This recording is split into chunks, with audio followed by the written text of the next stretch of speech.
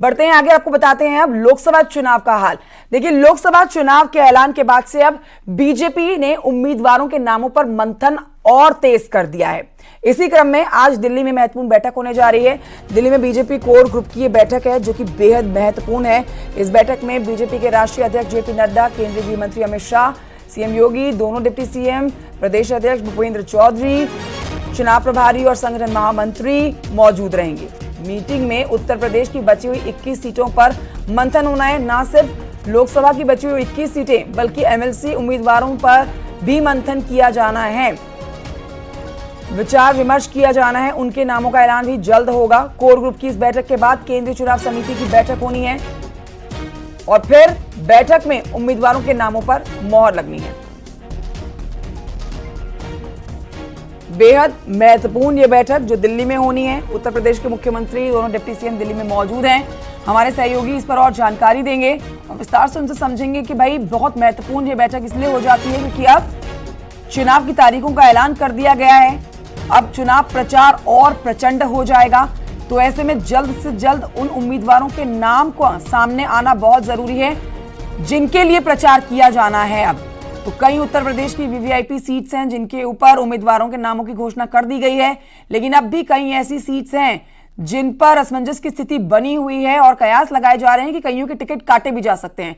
अब ये देखना बहुत जरूरी होगा जब ये तीसरी लिस्ट बीजेपी जारी करेगी अपने उम्मीदवारों की, तो उसमें उत्तर प्रदेश के कितने उम्मीदवारों के नाम होते हैं और क्या जो 21 नाम बचे हैं उन सारे नामों का खुलासा कर दिया जाता है या फिर नहीं। न सिर्फ लोकसभा चुनाव बल्कि विधानसभा के सीटों पर भी उपचुनाव होने हैं, उन पर भी जल्द ही नामों का ऐलान होगा। और दिल्ली में जो कोर ग्रुप की ये बैठक होनी है, इस पर और जानकारी देने के लिए हमारे साथ हमारे सहयोगी विनीत जुड़ गए हैं। विनीत, सीधे बताइए आप सबसे पहले कि ये बैठक क्या शुरू हो चुकी है, नहीं हुई है तो तैयारियां कितनी कर ली गई है, क्योंकि बेहद महत्वपूर्ण ये बैठक है। लोकसभा सीटों के उम्मीदवारों के साथ साथ जो विधानसभा पर उपचुनाव होना है उनके नामों का भी ऐलान होना बाकी है।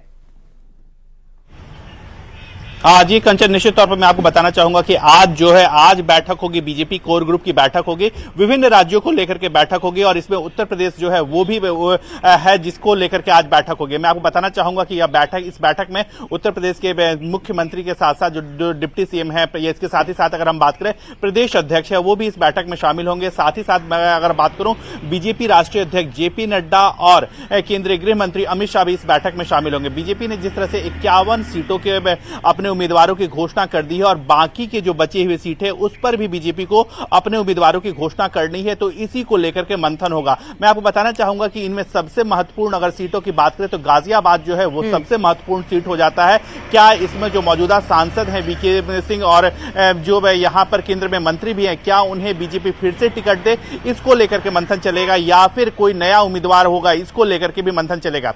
इसके साथ ही साथ मैं आपको बताना चाहूंगा कि देवरिया की सीट को लेकर के भी बीजेपी को मंथन करना है, फैसला करना है। क्या यहां वहां के जो मौजूदा सांसद हैं उन्हें दिया जाए या फिर कई दावेदार जो हैं उनको लेकर के मंथन जो है वो चलेगा। मेरठ की सीट भी काफी महत्वपूर्ण हो जाती है, इसको लेकर के भी बीजेपी को फैसला करना है। एक और बड़ी बात यहां पर मैं आपको बताना चाहूंगा कि जिस तरह से बीजेपी ने मिशन में 400, जिसमें एनडीए के 400 सीट और बीजेपी की 370 से अधिक सीट का टारगेट जो है वो प्रधानमंत्री नरेंद्र मोदी ने फिक्स किया है, इसको लेकर के उत्तर प्रदेश जो है वो काफी महत्वपूर्ण हो जाता है, क्योंकि उत्तर प्रदेश से 80 सीट आती है और बीजेपी जितना अधिक सीट जो है वो उत्तर प्रदेश से जीतेगी उसी का फायदा जो है वो 2024 के चुनाव में होगा।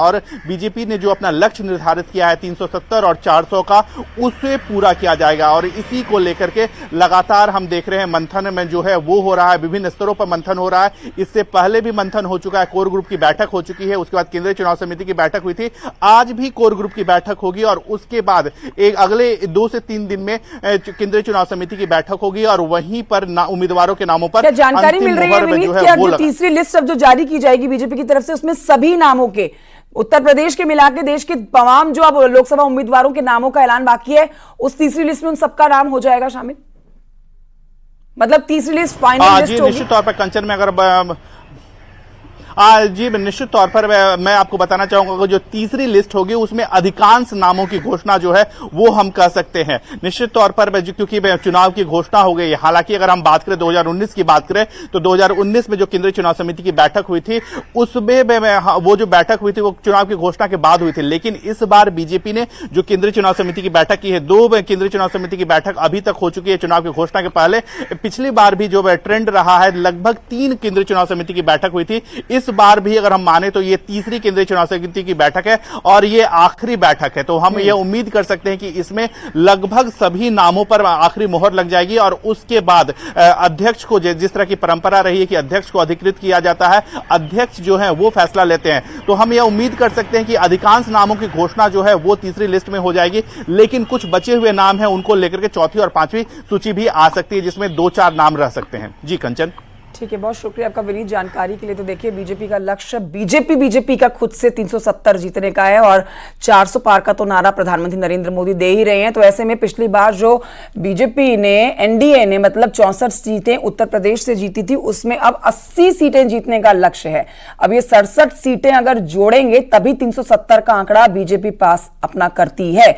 ऐसे में तमिलनाडु पर नजर है अगर आप बात करें और उत्तर प्रदेश की सभी 80 सीटों पर नजर है। इस बार 64 को पार करते हुए 80 सीटें साधनी है। कई कैंडिडेट्स के नामों की घोषणा कर दी गई है। अब बाकी बचे हुए कैंडिडेट्स जो 21 बच जाते हैं उनके नामों का ऐलान जल्द हो जाएगा। इसी को लेकर इस समय राजधानी में मंथन भी जारी है।